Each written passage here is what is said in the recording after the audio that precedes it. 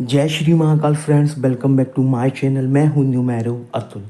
Friends, आज बात करेंगे सेकंड हाउस यानी कि द्वितीय भाव और अष्टम भाव यानी कि एट हाउस के संबंध के बीच। इन दोनों भावों के बीच में जब संबंध बनता है तो किस तरह की जो एनर्जी होती है वो रिलीज़ होती है।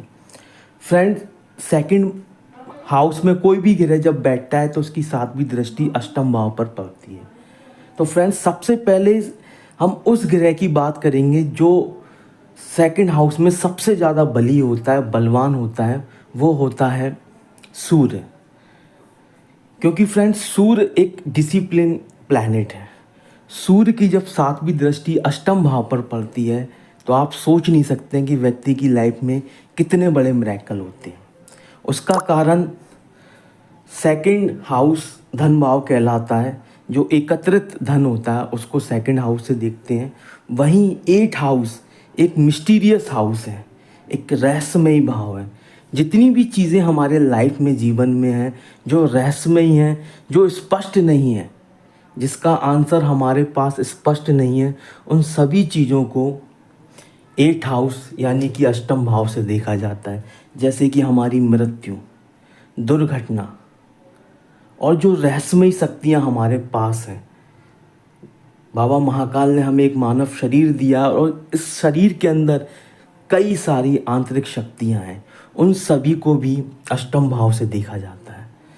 फ्रेंड्स, एक कॉमन सी बात है कि कोई भी चीज़ अदृश्य होती है या हमें उसकी क्लियर इमेज समझ में नहीं आती है या हम समझ नहीं पाते कि आखिर वो चीज़ क्या है या प्रॉपर हमें दिख नहीं रही है, तो कहीं ना कहीं उस जगह पर प्रकाश का अभाव है, लाइट का अभाव है, अंधकार है। इसीलिए वो चीज़ें हमें स्पष्ट रूप से नहीं दिख रही हैं।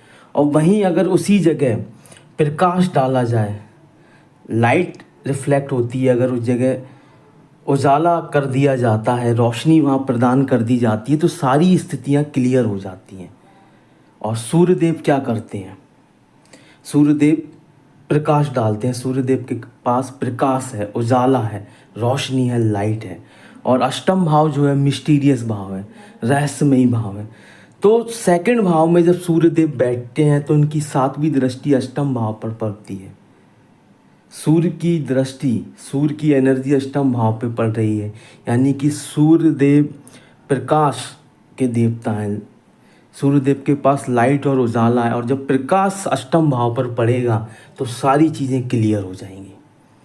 तो इसीलिए ऐसे व्यक्ति आसानी से कुंडलिनी शक्ति जागृत कर लेते हैं। आंतरिक जो शक्तियाँ होती हैं उन्हें अनुभव कर लेते हैं। रहस्य में किसी भी तरह की जो शक्तियाँ होती हैं उसे आसानी से प्राप्त कर लेते हैं, क्योंकि सूर्य के पास प्रकाश है, साथ ही साथ अनुशासन भी है, डिसिप्लिन भी है। आंतरिक शक्ति, कुंडलिनी शक्ति प्राप्त करने के लिए व्यक्ति को ध्यान और साधना करनी पड़ती है, और वो भी नियमित कार्य सिर्फ एक ही ग्रह करा सकता है, वो है सूर्य। क्योंकि सूर्य अपना कार्य नियमित करता है। दुनिया में कुछ भी हो, लेकिन सूर्य अपने समय से उदय होते हैं, अपने समय से अस्त होते हैं।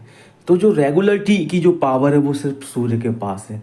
तो व्यक्ति रेगुलर साधक बन जाता है, नियमित साधना करने लगता है। और फिर सूर्य के पास प्रकाश है, प्रकाश अष्टम भाव पर पड़ता है, तो चीज़ें डिकोड हो जाती हैं, स्पष्ट हो जाती हैं, क्लियर हो जाती हैं। तो यहाँ बैठा सूर्य व्यक्ति को बहुत बड़ा विद्वान बना देता है। क्योंकि आज के इस युग में आपके पास सब कुछ है, पैसा है, नेम है, फेम है, लेकिन आंतरिक शक्ति जिसके पास है, लोग उसे नमन करते हैं, साथ ही उनकी लाइफ नेक्स्ट लेवल पे पहुंच जाती है। सो फ्रेंड्स, ये थी बात सेकंड हाउस और एट हाउस के संबंध की। मिलते हैं नेक्स्ट वीडियो में। Till then, good bye and जय श्री महाकाल।